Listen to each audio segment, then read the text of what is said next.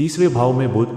जब बुध किसी कुंडली में तीसरे भाव में होता है तो यह व्यक्ति की बुद्धि, बातचीत के तरीके और भाई बहनों के साथ रिश्तों पर गहरा असर डालता है। बुध, जो बुद्धि, तर्क, संचार और शिक्षा का ग्रह है, अपनी राशि की स्थिति और पहलुओं के आधार पर ताकत और चुनौतियां दोनों लाता है। कई मामलों में इस स्थिति में बुध से प्रभावित छात्र पढ़ाई के प्रति एक असामान्य रवैया दिखा सकते हैं। वे हमेशा अपनी पूरी क्षमता के अनुसार प्रदर्शन नहीं कर पाते, अक्सर बहाने बनाते हैं, ध्यान भटक जाता है या टालमटोल करते हैं। उनका अकादमिक प्रदर्शन ऊपर नीचे हो सकता है, कभी कभी गिरावट या असफलता भी मिल सकती है, जो जरूरी नहीं कि बुद्धि की कमी के कारण हो, बल्कि लगातार प्रयास और एकाग्रता की कमी के कारण होता है। जब ये स्थिति मेष, कर्क या मकर जैसी राशियों में होती है तो ये प्रवृत्तियां और भी ज्यादा साफ हो सकती हैं, जिससे सीखने के प्रति बेचैन या विचलित रवैया हो सकता है। यहाँ बुध मन को बेचैन, जिज्ञासु और बहुआयामी बनाता है, लेकिन साथ ही ज्यादा सोचने या अपनी ऊर्जा को बहुत ज्यादा दिशाओं में बिखेरने की प्रवृत्ति भी होती है। इन व्यक्तियों के पास तेज तर्क और हाजिर जवाबी वाली बुद्धि हो सकती है, खासकर जब वे अपनी निष्क्रियता या देरी को समझाते हैं। वे बहुत ज्यादा मनाने वाले हो सकते हैं और अक्सर काम समय पर पूरा न करने के कारणों को सही ठहराने के लिए तार्किक और अक्सर मजेदार तरीके ढूंढ लेते हैं। आलस या मानसिक सुस्ती की प्रवृत्ति के बावजूद उनकी जिज्ञासा बनी रहती है। उन्हें पढ़ना और जानकारी इकट्ठा करना पसंद है, हालांकि हमेशा अनुशासित तरीके से नहीं। ऐसे लोगों के लिए सोफे, बिस्तर या कुर्सी पर आराम से बैठकर किताबें, अखबार या स्टडी मटेरियल पढ़ना आम बात है। ज्ञान के प्रति उनका नजरिया कैजुअल होता है, फिर भी वे आश्चर्यजनक रूप से बहुत सारी जानकारी हासिल कर लेते हैं, जो उन्हें अच्छी जानकारी वाला बात करने वाला बनाता है। पारिवारिक रिश्तों के मामले में, खासकर भाई बहनों के साथ, ये व्यक्ति स्नेही, गर्मजोशी वाले और भावनात्मक रूप से जुड़े होते हैं।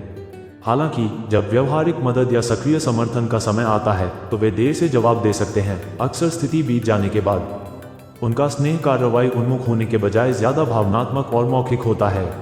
तीसरे भाव में बुध की एक खास बात यह है कि वे भरोसेमंद कहानियां और बहाने बनाने में माहिर होते हैं। ऐसे लोगों में कहानी कहने, बातचीत करने और तुरंत सोचने की स्वाभाविक प्रतिभा होती है। यहाँ तक कि जब वे वादे पूरे नहीं कर पाते, तब भी वे अपनी कमियों को इतने कायल करने वाले तरीके से समझा सकते हैं कि दूसरे अक्सर उनसे सहानुभूति रखने लगते हैं। उनकी लिखावट आमतौर पर साफ, मजबूत और स्टाइलिश होती है, जो भाषा और अभिव्यक्ति के प्रति स्वाभाविक प्रतिभा को दर्शाती है। इनमें से कई लोग लिखने और पब्लिक स्पीकिंग में माहिर हो जाते हैं। वे ऐसी स्पीच, डायलॉग या गाने लिख सकते हैं जिनमें हिम्मत, आत्मविश्वास और बोल्डनेस की थीम हो। फिर भी हैरानी की बात यह है कि वे खुद असल जिंदगी में टकराव या फिजिकल चुनौतियों में ज्यादा हिम्मत वाले नहीं हो सकते। उनकी बहादुरी फिजिकल से ज्यादा दिमागी होती है। इस प्लेसमेंट वाले लोग अक्सर बोरिंग या लंबे समय तक चलने वाले काम से बचते हैं और छोटे, दिलचस्प काम पसंद करते हैं जो उनके दिमाग को एक्टिव रखें। वे बार बार ब्रेक ले सकते हैं, लेकिन फिर भी अपना काम डेडलाइन के अंदर पूरा कर लेते हैं। उनकी इंटेलिजेंस उन्हें ज्यादा मेहनत किए बिना नतीजे पाने के लिए असरदार शॉर्टकट या क्रिएटिव तरीके खोजने में मदद करती है। सोशली, तीसरे घर में बुध होने से मजाकिया और हाजिर जवाबी वाला सेंस ऑफ ह्यूमर मिलता है।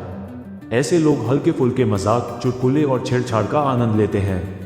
कभी कभी उनका मजाक थोड़ा अश्लील या डबल मीनिंग वाला हो सकता है, फिर भी यह बुरा लगने के बजाय चालाक और मनोरंजक होता है। कुल मिलाकर ये प्लेसमेंट व्यक्ति को एक वर्सेटाइल, तेज और बातूनी पर्सनैलिटी देता है। भले ही उन्हें फोकस करने और लगातार मेहनत करने में दिक्कत हो, वे अपने चार्म, इंटेलिजेंस और भाषा पर जबरदस्त पकड़ से इसकी भरपाई कर लेते हैं। जब सही तरीके से डिसिप्लिन में रखा जाए तो तीसरे घर में बुध किसी को एक टैलेंटेड लेखक, स्पीकर या कम्युनिकेटर बना सकता है। ऐसा इंसान जिसके शब्द दूसरों में हिम्मत और आत्मविश्वास जगाते हैं, भले ही वे खुद अपने कंफर्ट जोन में रहना पसंद करते हों।